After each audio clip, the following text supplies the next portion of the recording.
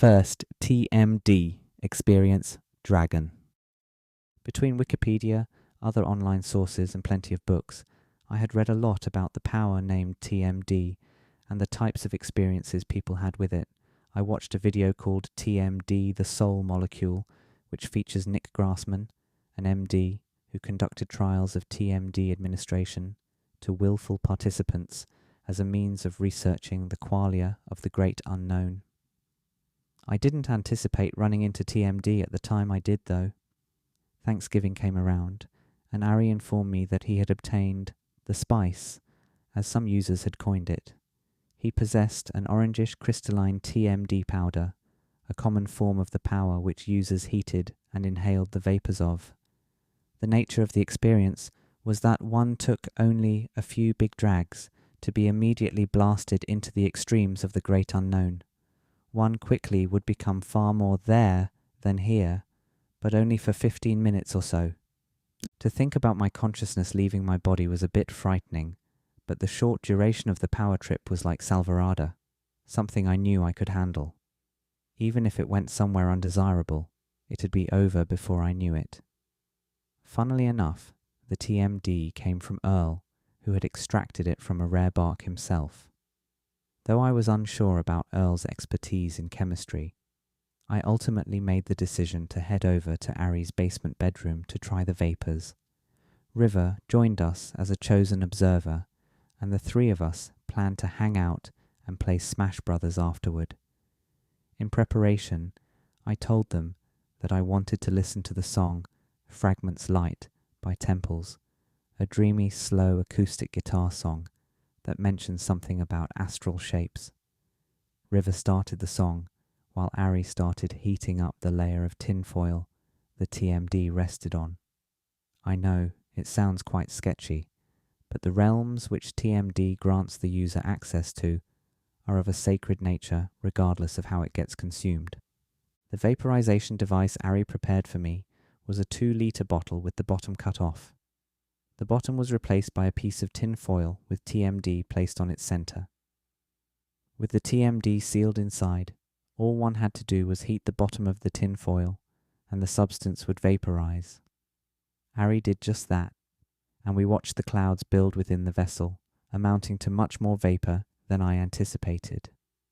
I prepared myself as much as I could, considering I knew that I could not really expect what was about to happen to me.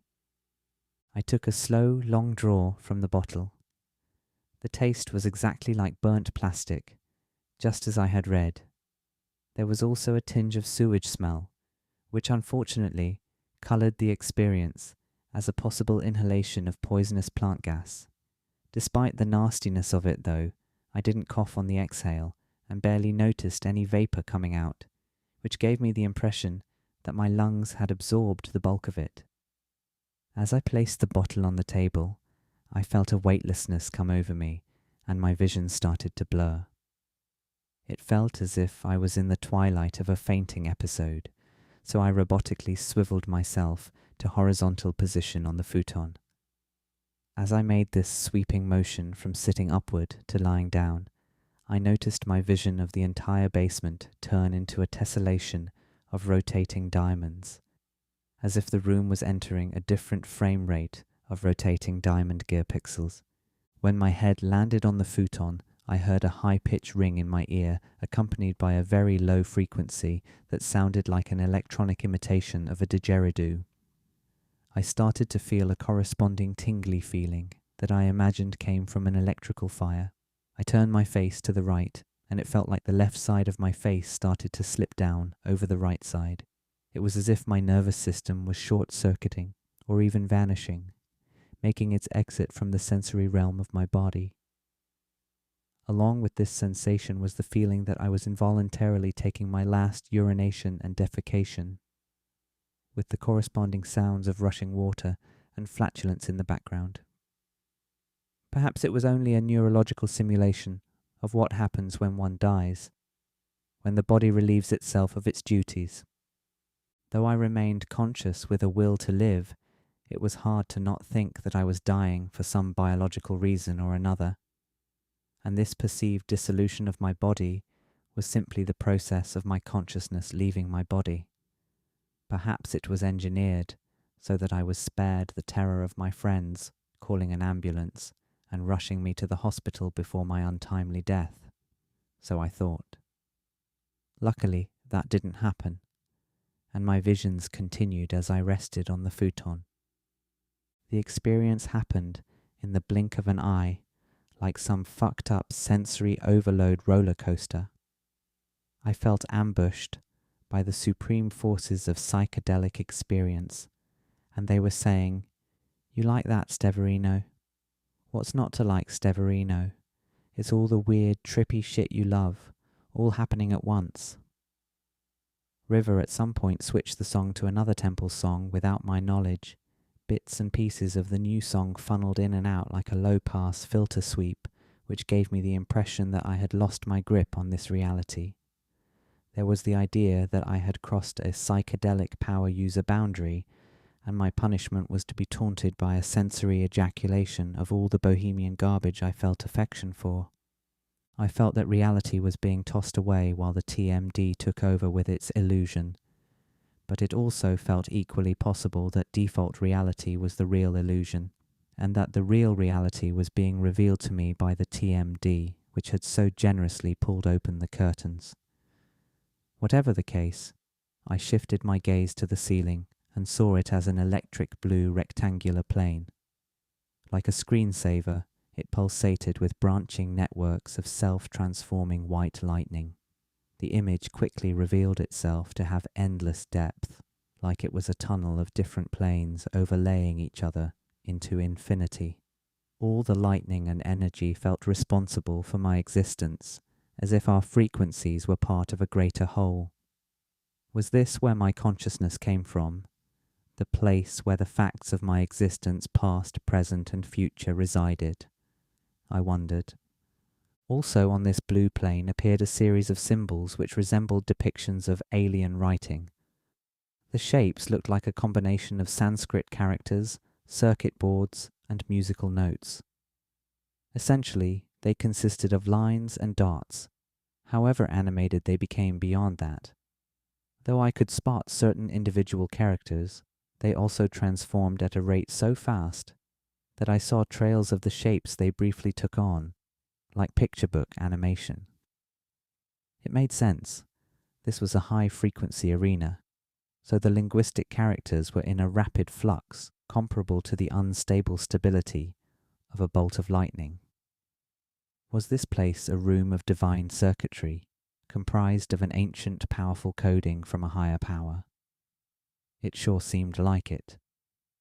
This hieroglyph-branded, electric blue circuit board was like my own personal cross-section of the universal infrastructure that supplies the narrative of consciousness to the third dimension. I felt less afraid of being dead by this point and was rather fascinated by the visual presentation. I couldn't get over how much realer than reality it all seemed. In this moment, I sensed a heavy force of compression come over me. The increased gravity coincided with the perceived dilation of all orifices on my body, as if I was being flattened and opened wide at the same time.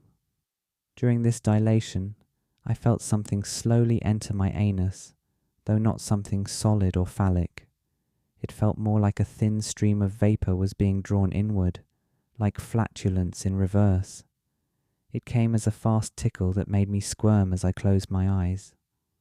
In the darkness of eyes closed, I saw a white serpentine being with small arms and legs fly around in the distance. Right as I noticed it, the dragon instantly flew toward me in a typical snake motion. When it got closer, I saw that we shared the same face, though his was wide-eyed with a demonic grin. The face was seated flatly across the end of its tubular body, like the river spirit from the movie Spirited Away. The dragon's face met mine eye to eye, but the rushing force of its approach continued like a waterfall over my face, while the dragon's laughter faintly echoed in the background. Like a roller coaster, I couldn't anticipate the rush of the fall and had no choice but to hold on tight. I wasn't scared since I had been rendered a submissive observer by that point. I knew I had no idea where it was going to end. I just had to lay back and watch it happen. The dragon's presence subsided in a flash, and I opened my eyes groggily like waking from an afternoon nap. I squinted over at River and Ari and saw a flash of their heads as huge and alien. River had spider-like eyes on both sides of his mouth. I closed my eyes and managed to speak. "We all good? Everything good?" I asked, as if coming out of anesthesia. "All good, man," River replied. "Is it over yet?" Having just seen him and Ari as aliens, I stammered. Nope, definitely not over," I said, with pressured speech. The two of them laughed and triggered my own laughter. There came a strong sense of relief. I had just consumed an exotic power and survived my blast into the great unknown. Not only that, but I had also interacted with an entity in the astral space, like one who had consumed TMD should. It was all quite miraculous and absurd in a comical sense, despite the very real experience of thinking I had probably died. Did I shit myself? I had to ask. The sensation of losing control over my lower half had really been prominent during the onset. They laughed again. "I think we would have smelled it if you did," River chimed through his laughter. It was an additional relief to find I had not soiled myself in any way. As I came to and my vision gradually cleared, I watched the surrounding visual landscape of the basement revert to its camouflaged rotating diamonds. They appeared to open and close like little doors before fading into the wallpaper of the visual plane. It struck me that these small geometric beings, perhaps Terence McKenna's machine elves, were responsible for the destruction and reconstruction of my consensus reality. The opening and closing I saw was them packing the TMD reality back into its rightful place. Though the experience of my reality being reconstructed initially made me anxious about the validity of it all, I didn't sweat it too much. I quickly realized that this reality was the same as the old one as far as I could tell, and that was good enough for me. As I relayed my experience to River and Ari, it occurred to me that this serpent entity had performed a sort of sacred inside-outside phenomenon. It was as if the dragon entity had flown through my dilated anus and out my mouth, and then had proceeded to swallow me, pass me through its body, and shit me out its rear end. I figured it was kind of like a snake eating its own tail, the classic Ouroboros. Who knows what the astral implications of such an encounter are? Is it a blessing, a curse, or something devoid of any moral weight at all? I was surprisingly clear-headed after the effects wore off. There was only one weirdly harsh cough in response to what I had inhaled. We proceeded to play Super Smash Bros. Just like any other night, and my euphoria was particularly strong as I realized I had heroically survived my trip to the great unknown. I was happy to be alive, since I had just submitted to death minutes prior. If TMD plays a role in the birthing and/or dying processes, perhaps I had just glimpsed the sensory process of dying without the actual physical death. Also, if the truth of existence involves reincarnation, then it's possible my soul has experienced the TMD phenomenon countless times for all of eternity, and that could account for how familiar it felt. Whatever happened, I somehow felt better for it, and was satisfied enough with my experience to not feel the need to go back there anytime soon.